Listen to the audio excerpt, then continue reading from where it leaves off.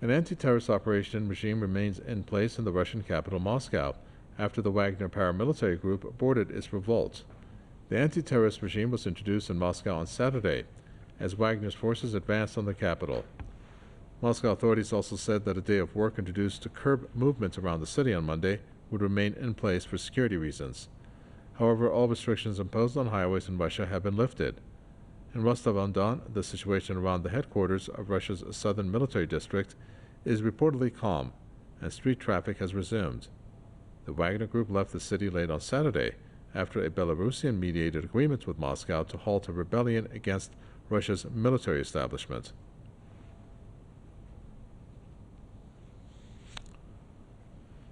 Our correspondent Marina Kortanova joins us from Moscow to give us the latest on this, and we also have Christoph Horstel, who's an author and politician, joining us from Berlin. Welcome to you both. Marina, first over to you. So tell us the situation in Moscow, and what is the fate of Wagner, if you have information on that overall, not only in terms of the leader, but also in terms of the, I guess, the fighters? Well, a large-scale military political crisis developed throughout the previous day. In the evening, at last, encouraging news came that the military mutiny was likely to be resolved peacefully. By the evening of June 24th, agreements were reached between Yevgeny Prigozhin and Belarus leader Alexander Lukashenko, who had previously agreed on his position with Vladimir Putin on the withdrawal of troops and forces of the Wagner PMC to field camps, and accordingly, the end of the blockade of Rostov-on-Don. Secondly, Prigozhin was given certain guarantees, which are not yet known and which I think will appear in the next few days. At third, it is not clear how the situation will affect personal positions in the Ministry of Defense and the General Staff. Maybe we will find out next week. While the full range of agreements is not clear, just as you asked me, as the future of Wagner PMC is not clear in terms of participation in the military operation in Ukraine, in operations in Africa, and in general existence in its current form. So far, there are many white spots, but I think they will be opened up in the coming days. The situation in Rostov-on-Don has now returned to normal, and gradually various restrictions will be lifted in those regions where the crisis developed yesterday and today. In the Lipetsk region, some of the restrictions have already been lifted. In Moscow, they will be cancelled, and additional day off on Monday will be left to Muscovites as a bonus. Next week, we are waiting for personal decisions, the determination of the future fate of PMC Wagner and Yevgeny Prigozhin personally. But as you know already, the criminal case against him will be dropped.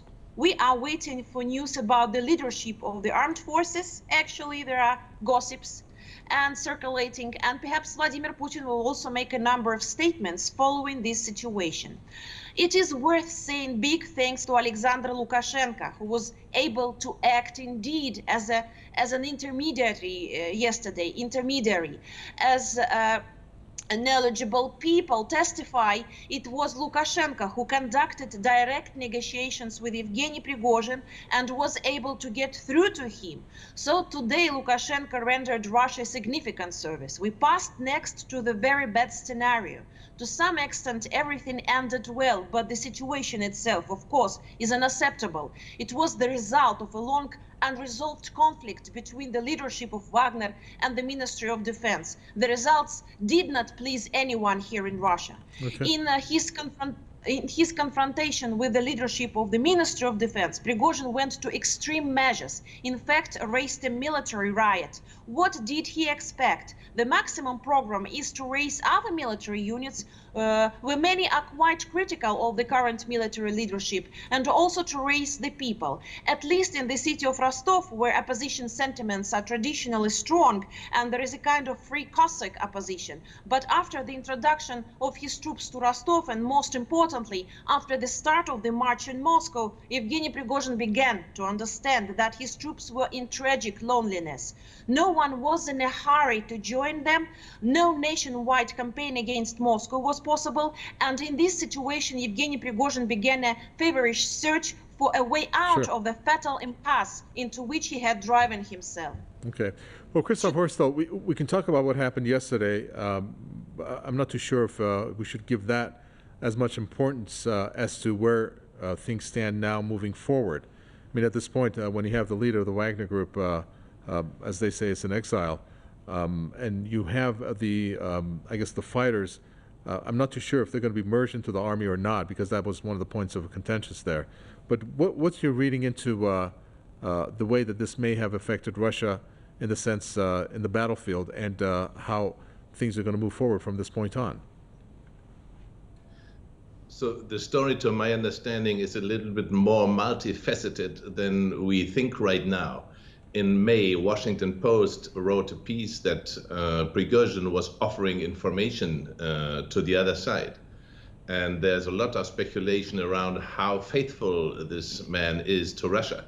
And I think that is the wrong question. I think there's a strong intrigue. I think the CIA was involved in these things. They're masters in it, unfortunately.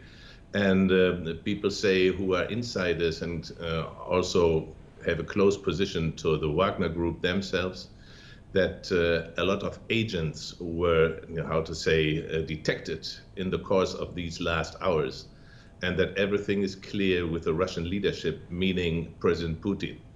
President Putin and the Wagner boss Prigozhin have a close relationship, and the friendship between President Putin and Lukashenko from Belarus is also very close, very faithful. So I think we can all be happy that no bloodshed was there, and that everything is calm now and getting to calmer positions. And of course, as you asked the questions, immediately the alignment with Wagner Group personnel and the Russian army will happen. That is natural. There cannot be a free-flying army of people in Russia, however very, very meritorious, however very good troops to break through the Ukraine ring on Donbass in Artyomovsk, and this is very important for the Russian fight in the area and the special operation. So this is all in safe hands now, and everything is has improved a lot. So I think that was like a thunderstorm, and now it's over. Didn't you think that it was kind of odd when, based on even Western media, in particular U.S. media, that this occurred at a time when this so-called counteroffensive that was executed by Ukraine was not making that much headway? Even U.S. media were saying that did not meet expectations, and there was not really any major achievements on the ground. And then you had this thing that happened with Wagner. What do you think about the timing of this? Yeah, the timing is very obvious, and of course this very sorry, counter-offensive, the so-called counter-offensive, is falling flat on its nose, very bad, because too many people die, and the preparations were very bad, and the West is pushing Kiev to storm well-prepared Russian and Donetsk army positions. And that is a terrible order. That is just a killing order. It's a suicide order, so to say. And that they are now helping to pull off this kind of unrest in Russia. That is, so to say, their last-ditch effort to do anything positive for Washington in the area, and that has failed too. So now we are very curious to what extent Washington will go now to save their neck. Okay. Marina, it was very interesting watching some of the media, in particular, obviously Western media, where they said that they were putting into question whether Russians were even aware of what was exactly happening.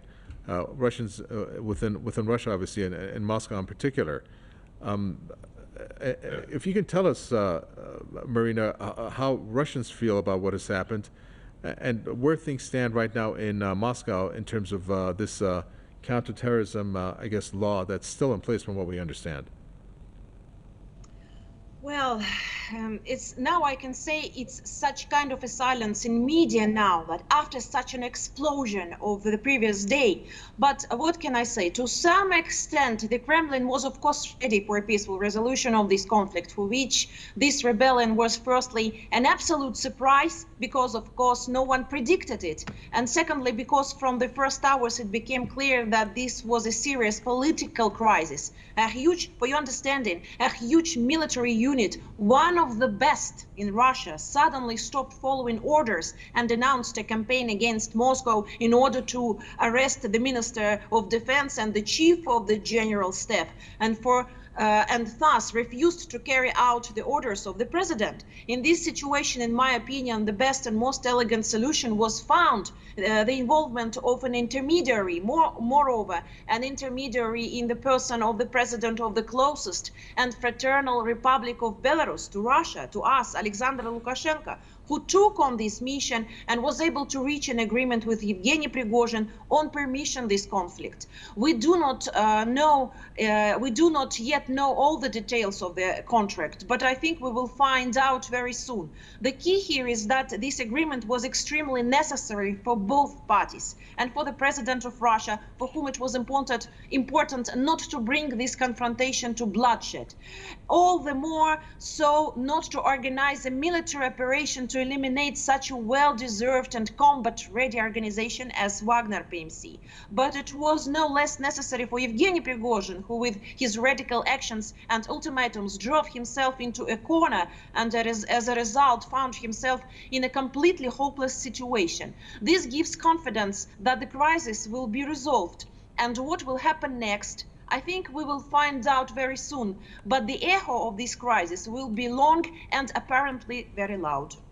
All right, Christoph Horstel, we have to also take a look, if you can, analyze for us the impact that this has had on the Russian President Vladimir Putin and his inner circle, particularly when you talk about positions such as the defense ministry, let's say, as an example, and then how that translates down to the morale of the troops that are fighting on the ground. Are we looking at this just being a passing thing where it's not going to impact Putin, his inner circle, and the military that much, or are we looking at something that perhaps will have some staying power in terms of decreasing the morale in order to continue the special military operation?